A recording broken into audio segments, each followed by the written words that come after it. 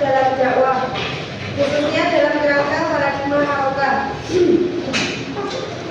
Di sini saya akan menganalisis bagaimana platform digital dapat memperluas jangkauan dakwah, membangun komunitas dan mendukung kaderisasi, sambil merumuskan strategi yang digunakan untuk mengatasi tantangan seperti misinformasi dan komersialisasi.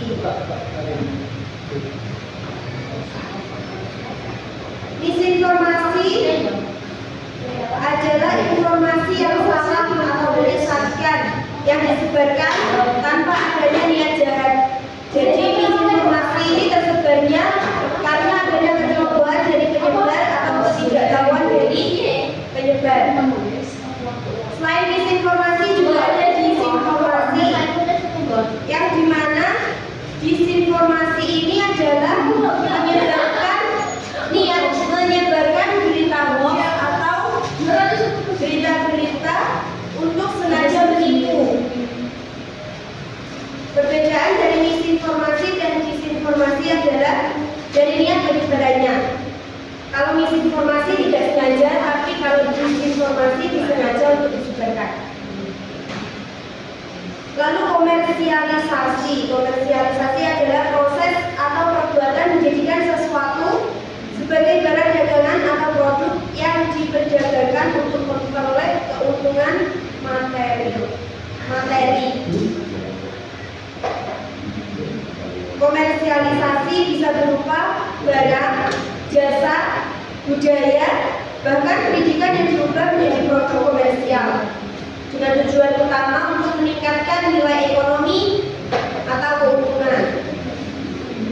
Seperti contoh, mengubah elemen budaya menjadi produk wisata yang dijual atau pendidikan yang dikelola dengan orientasi bisnis untuk meraih profit.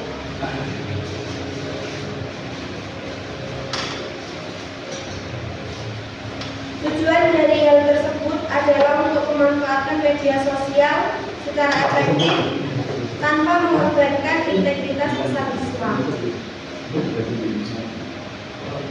Dakwah di era digital.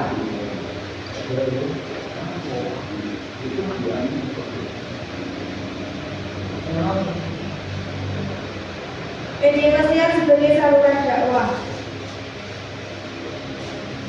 Media sosial telah menjadi saluran penting untuk menyebarkan nilai-nilai Islam di era modern.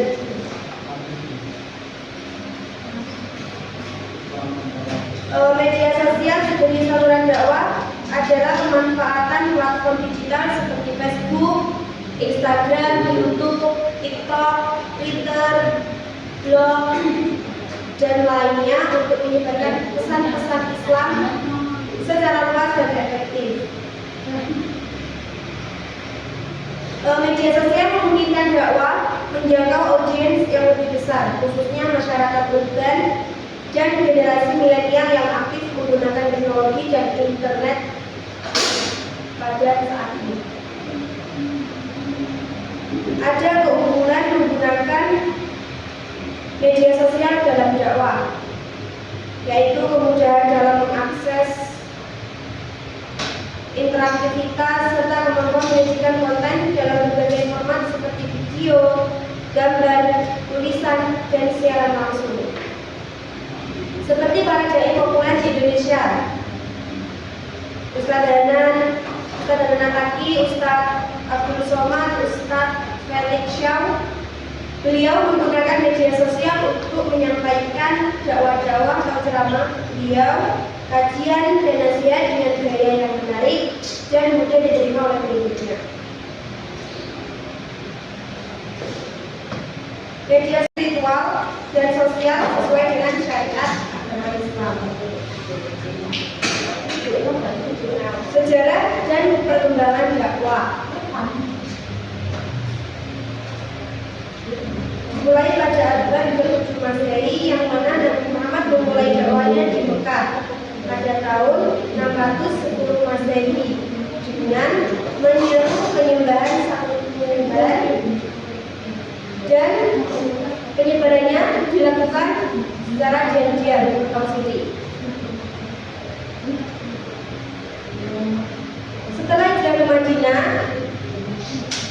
dakwah berkembang pesat.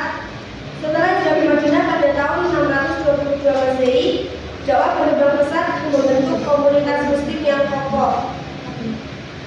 Di sini penyebaran dakwah berlangsung secara terbuka atau tidak lagi sembunyi-sembunyi.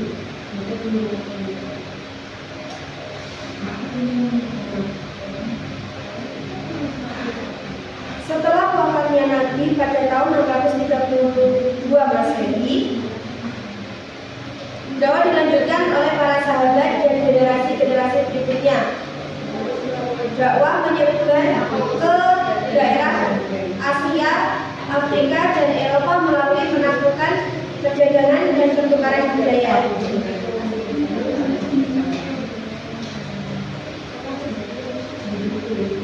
Pada saat itu, dakwah tidak hanya dilakukan oleh perorangan, namun juga oleh lembaga-lembaga seperti kekhalifahan dan organisasi-organisasi agama. Memasuki abad ke-20 dan 21, kegiatan dakwah mengalami perubahan dengan munculnya berbagai metode dan media baru.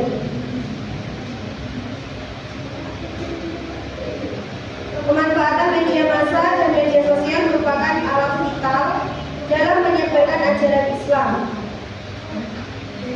Dengan munculnya metode dan media baru, metode dakwah semakin bervariasi, termasuk dakwah tradisional, dakwah melalui seminar, serta dakwah digital.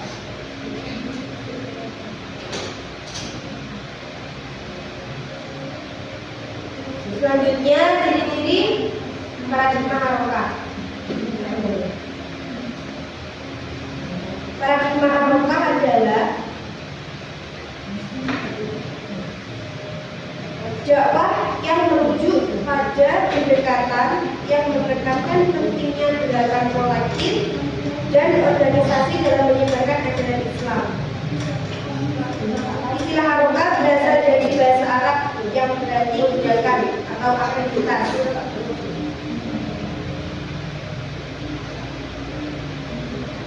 Ciri-cirinya yakni keterlibatan kolektif, organisasi yang terstruktur, pendekatan secara strategis dan inovasi dan adaptasi. Keterlibatan kolektif ini mendorong partisipasi semua anggota masyarakat dalam aktivitas dakwah, baik secara formal maupun informal. Keterlibatan kolektif ini menciptakan sinergi dalam menyebarkan pesan Islam. Selanjutnya, organisasi yang terstruktur. Organisasi dakwah memiliki struktur yang jelas dengan pembagian tugas dan tanggung jawab masing-masing. Memungkinkan koordinasi program dakwah yang lebih baik. Ada pendekatan secara strategis. Dakwah dilakukan dengan mempertimbangkan konteks sosial, budaya, dan politik, memilih metode dan media yang tepat untuk audiens. Inovasi dan adaptasi.